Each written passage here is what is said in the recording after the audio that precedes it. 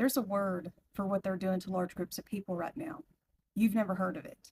And once I tell you, you're not going to be able to unsee the concept. So here we go. In 1978, a sociologist named Gay Tushman wrote a book called Hearth and Home. And in it, she gave us a phrase for what many people had noticed, we just didn't have a word for it.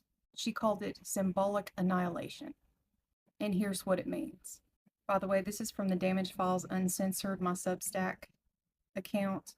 I'm about to open another newsletter where I'm going to put all my psychotic content that I can't put on here. Anyway, here's what that phrase means. You don't have to kill a bunch of people to make them disappear. That means you don't have to round them up and put them in detention center. You don't have to be violent at all. The only thing that you have to do is simply stop showing them. That means you're going to try to erase them from the social media, from TV shows, from commercials, from ads, from history books, cut them out of school textbooks. And if you do have to mention them, it can only be one out of three ways. The first one is absence. They're just not there. Not in the show, not in the segment, not in photos, not in textbooks. Something strange happens. Our brains start to believe that maybe they're not that important then. Because if they mattered, they'd be in this stuff, right? Right. The second way, trivialization. So if they do happen to show up, they're a joke, they're a sidekick, they're a weird little stereotype, a walking punchline. You get me? They're never the main character. They're never serious. They're never the ones with the answers. Kind of comic relief, right?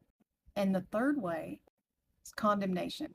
So if the culture starts suddenly taking them seriously, it's only to do one thing, and that's to make them the villain. So now these others are burdens. They're threats. There's this problem that needs to be solved. They are the reason that your life's hard. They are the reason that you don't have a house with a picket fence. They're the reason that you're broke. They're what you're supposed to be afraid of. So remember those three forms: absence, trivialization, and condemnation. Because right here is where the black magic happens. Symbolic annihilation is not a byproduct. It's not a side effect. It is the pre-work for everything else.